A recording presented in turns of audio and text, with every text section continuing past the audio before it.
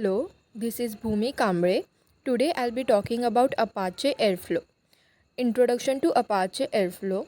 Apache Airflow is an open source workflow orchestration tool. It helps us automate and organize tasks like a robot that manages workflows for us. It helps in scheduling, automating, and monitoring workflows. Instead of doing things manually, Airflow can run tasks automatically at the right time. It was first made by Airbnb to manage their workflows and later it became free for everyone to use. It helps in managing complex data pipelines efficiently. Like when working with a lot of data, it ensures that everything runs in the right order and at the right time. Apache Airflow supports task dependencies, retries, and dynamic scheduling. If a task fails, it automatically tries again. It also allows us to schedule tasks in a flexible way. Next is core concepts of Apache Airflow. First is directed acyclic graph. Think of this as a flowchart that shows the order in which task will run. It makes sure that everything happens step by step. Next is task and operators. Tasks are the individual jobs that need to be done.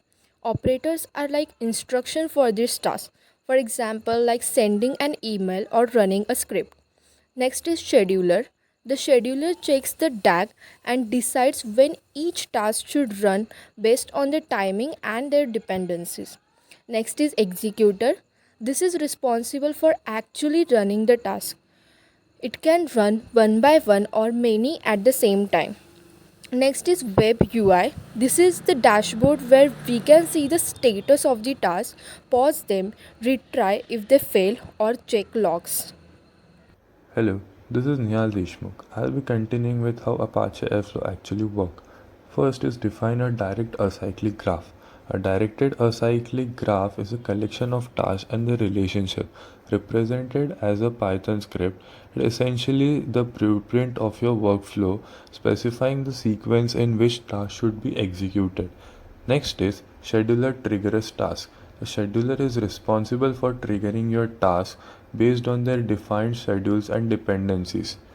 Next is executor run task. The executor is the component that actually runs the task. It determines whether the task should run in parallel or sequentially based on the available resources. Next is metadata database. The metadata database is where Airflow stores important information about the directed acyclic graph. Next is Web UI for monitoring. Apache Airflow provides a web UI that allows users to monitor and interact with directed acyclic graph and its tasks. Last is logging and alerts. Airflow has built-in logging and alerting features for monitoring and maintaining task execution. Next, I'll be explaining key features for Apache Airflow. First is workflow automation. Airflow automates the execution of tasks in a sequence by using directed acyclic graph. This graph defines the workflow as set of tasks and their dependencies.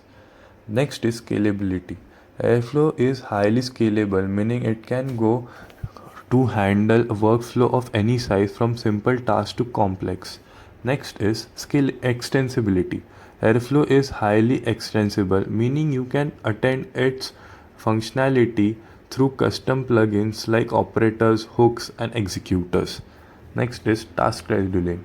Airflow allows for robust task scheduling, managing the execution of tasks based on time for external triggers. Next is UI and monitoring. Airflow provides a web-based interface for monitoring and debugging workflow in real time. Last is integration.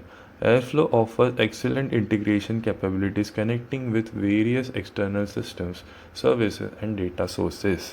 Myself Preeti Palkar and I am talking about architecture to Apache Airflow. The diagram shows different ways to deploy Airflow, gradually from the simple one machine and single person deployment to a more complex deployment with separate components, separate user roles, and finally with more isolated security perimeters. The meaning of the different connection types in the diagrams. Brown solid line represent DAG file submission and synchronization. Blue solid line represent deploying and accessing installed packages and plugins. Then black dash line represent control flow of workers by the scheduler via executor. Black solid line represent accessing the UI to manage execution of the workflows. Then red dash line represent accessing the metadata database by all components. So the next one is limitations of Apache Airflow. So the first one is flexibility. In flexibility, Airflow connects with various tools like databases, cloud services, and APIs, making workflow automation easy. Scalability. Scalability works are built in small parts so Airflow can handle big tasks efficiently and grow as needed. Reliability. It ensures tasks run on time, retrieves failed tasks, and maintains workflow stability. And the last one is monitoring. A user-friendly dashboard helps track tasks, view logs, and get alerts if issues occur. So the limitations of Apache Airflow. Steep learning curve. Users needs to understand Python and coding concept, making hard or for beginners. Second one, complex configuration. Setting up Airflow involves multiple components which can be difficult to manage. Third one, scaling challenges. Handling very large workflows require extra effort in tuning and resource management. Then, limited UI feedback. It means that the interface provides limited error details, making troubleshooting harder. Last one is Python dependency. Airflow mainly support Python, limiting flexibility for users who prefer other languages. Conclusion. This means that the Apache Airflow is a powerful tool for automating and managing workflows. It offers scalability, flexibility, and integration with various data tools, making it ideal for large-scale projects.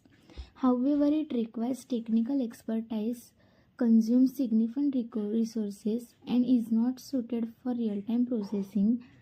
Despite its limitations, it is a great choice for organizations handling complex workflows. Thank you.